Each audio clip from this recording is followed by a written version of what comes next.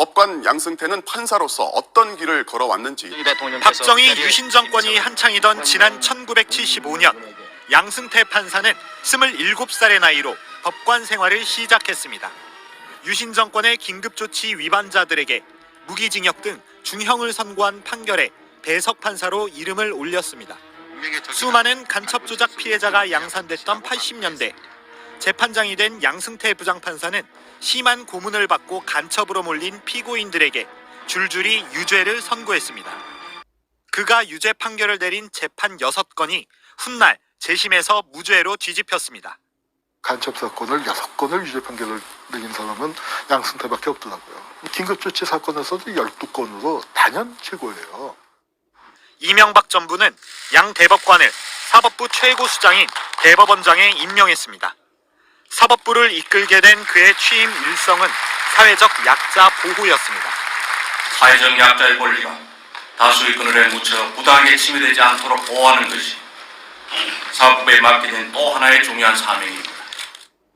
하지만 긴급조치 피해자들이 국가 배상을 받을 수 있는 길을 막아버리고 1, 2심 판결을 뒤집고 KTX 승무원의 코레일 정규직 임용을 인정하지 않는 등 양승태 체제의 대법원은 사회적 약자 보호와는 거리가 있어 보였습니다.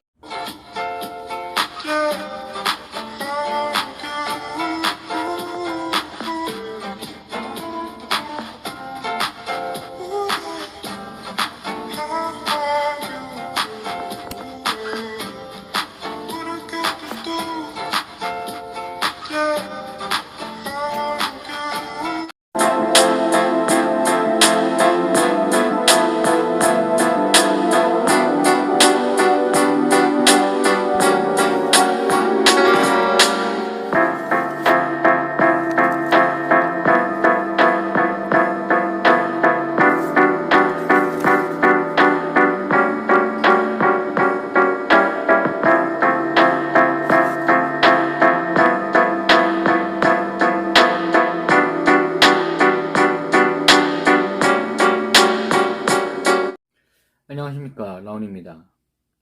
오늘은 선한 권력의 탄생이라는 책을 소개하려고 합니다. 보통 권력이라고 하면 한 나라를 지배하는 최고 권력, 대통령이 떠오르는 것이 상식입니다. 그리고 그 권력은 선출되기 전까진 선한 얼굴을 하지만 일단 권력을 잡으면 권력 집단의 의도대로 긍정적이기보다는 자신들이 정적 제거나 정치적 이익과 정권 재창출을 위한 수단으로 변질되는 경우가 더 많이 발생하는 것이 사실입니다. 한국 사회도 마찬가지라고 저는 생각합니다. 작가는 이런 권력의 속성이 마치 정해진 공직처럼 쓰여지는 것이 아니라 우리들이 노력으로 공공의 정의와 이익을 추구하는 유익한 방법으로 쓰일 수 있음을 강조합니다. 작가는 권력의 시작점과 같은 최초의 권력의 모습과 쓰임을 마키아벨리의 군주론을 예를 들어 설명합니다. 폭력, 살인, 고문, 강간 등이 난무하던 중세의 권력은 폭력에 의한 권력 철학이었다는 것이죠. 하지만 시간이 지나며 이와는 정반대의 방법과 철학이 권력의 쓰임에 있어 그 영향력과 실제 권력의 긍정적 쓰임의 예를 들어 그 예를 제시합니다. 여성 참정권 채택, 인종차별 정책 폐지, 동성애자 권리 등이 권력의 필수인 경제적, 정치적, 군사적 요소 없이 민중의 의지에 의하여 이루어졌다는 것이죠. 오늘날에는 강압적 힘으로는 권력을 얻기보단 잃을 가능성이 더 높다는 것입니다. 그동안 강압적 힘이나 군사력이 권력의 기반이라는 생각은 변화하고 있다는 것이죠. 작가는 권력에 대한 새로운 정의가 필요하며 권력은 세상을 바꾼다는 정의를 풀어내는 작업부터 시작해야 한다고 제시합니다. 이 정의의 조건은 다음의 4가지입니다. 조건에서 상태란 타인의 조건을 의미합니다. 은행 잔고, 신앙, 감정, 건강, 투표권 행사 등일 수도 있을 정도로 실로 그 의미는 거시적입니다. 세상에 대한 개인의 인식, 신체적 상태를 바꿈으로써 권력은 행사할 수도 있습니다. 캠브리지 대학의 학생이었던 토머스 클락슨의 노력으로 영국에서 노예제도가 사라진 것이 그 좋은 예입니다. 두 번째 원리는 대표적으로 사회적 상태에서도 권력은 항상 개입된다는 것입니다. 여기에는 모든 관계는 서로 영향을 주고받는다는 전제가 깔려 있습니다. 실제로 뱃속의 태아는 엄마와 자궁에서 만들어낸 영양분을 더 차지하기 위해 경쟁 관계로서 존재하며 가는 이 예를 증명하려 합니다. 권력은 놀이터, 침실, 식탁, 사무실 등지에서도 정치가 존재한다는 이야기를 전제합니다. 그리고 작가는 우리가 어떤 부모냐에 따라서도 권력에 대한 태도가 달라진다고 합니다.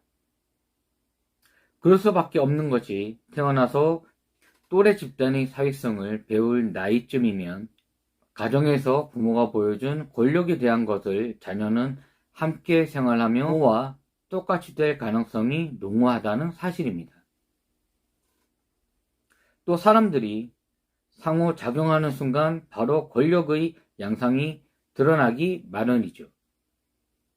작가는 2살 배기부터 5살, 12살 등 다양한 또래에서도 권력을 쥐는 이들이 나타난다고 이야기합니다.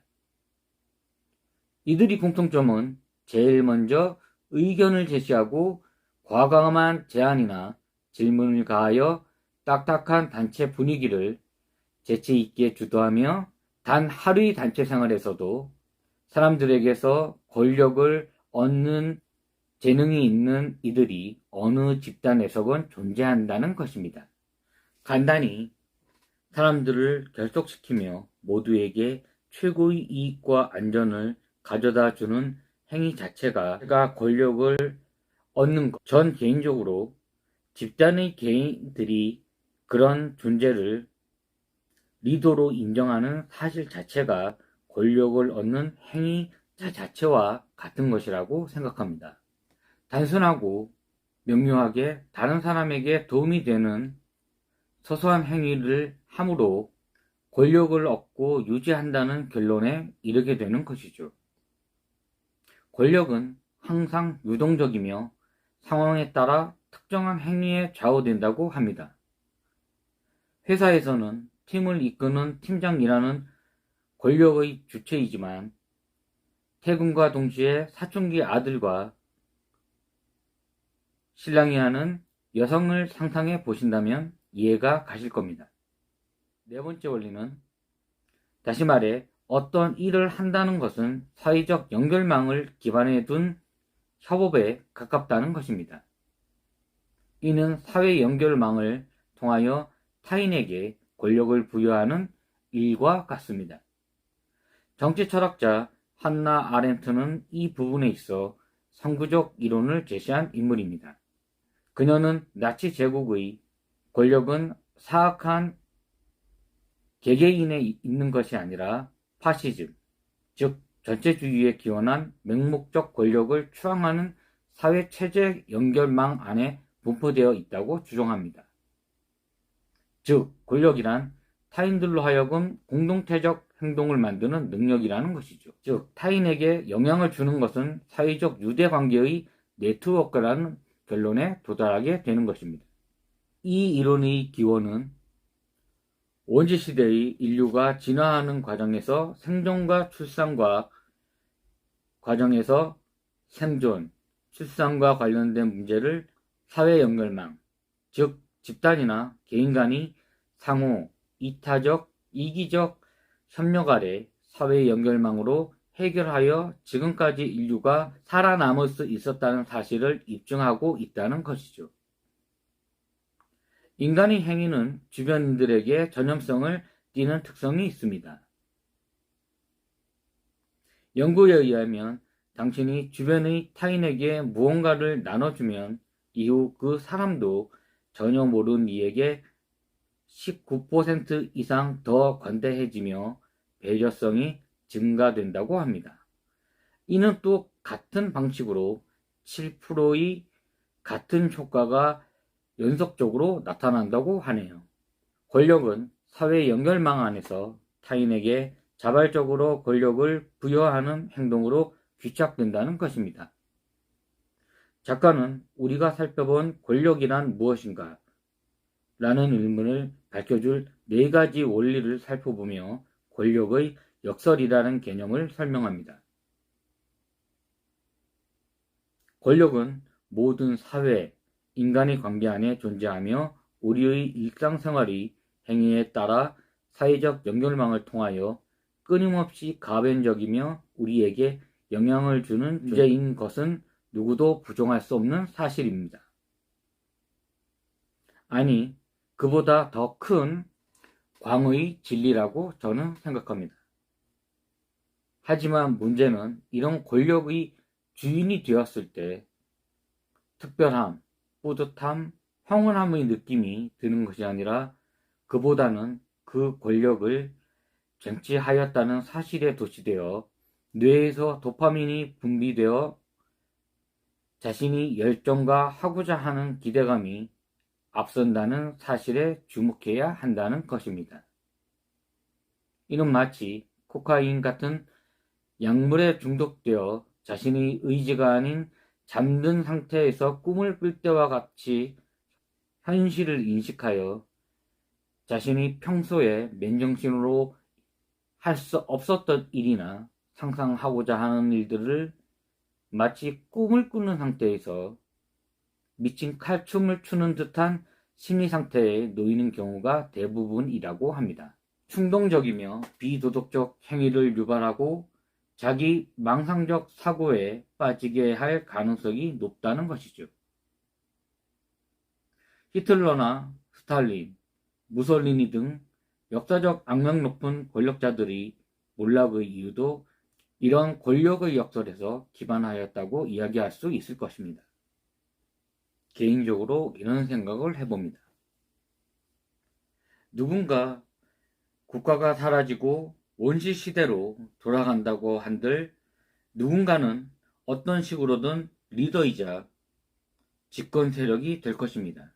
인간의 사회적 본성은 이미 우리 몸속의 DNA 속에 각인되어 본능으로 나타나는 것이 현실입니다. 권력자가 존재하기 위해서는 독재를 한다고 하더라도 그를 킹으로 만든 참모들, 즉 그의 조력자들이 그 옆에 있는 것이 현실입니다. 다시 말해 킹 메이커들이죠. 이들은 반드시 존재하며 집권자의 의사 결정에도 상당한 영향을 미치는 것이 사실입니다.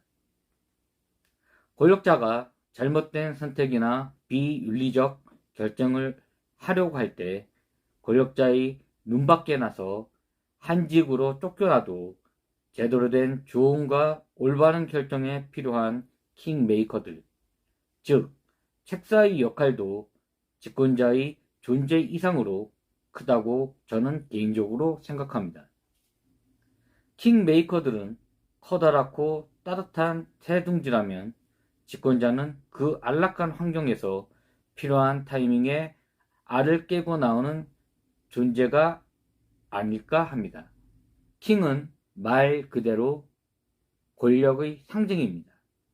그리고 그의 중요한 역할은 집에 있어 중요한 결정을 내리는 최종 결정권자의 권력을 가지고 있다는 것입니다.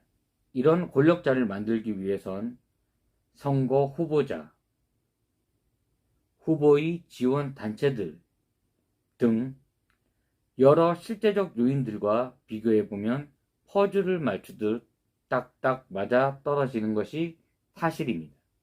필요한 타이밍에 알을 깨고 나오는 권력자의 탄생, 또 그를 돕는 킹메이커, 즉 조력자들, 다시 말해 책사들, 이들의 관계는 공생의 관계입니다. 권력, 그 속성과 영향력에 대하여 다음 시간에 좀 더 깊숙이 알아보겠습니다. 참된 권력이란 강압과 폭력, 두려움에서 나온 것이 아니라 그를 믿고 따르는 국민들이 자발적 의지와 그것을 제대로 받아들이는 권력자의 선한 의지에 달려 있다고 저는 생각합니다. 또 그래야 우리 삶도 좀 더 행복해지지 않을까요? 다음 영상으로 찾아뵙겠습니다. 들어주셔서 감사합니다. 라온이었습니다.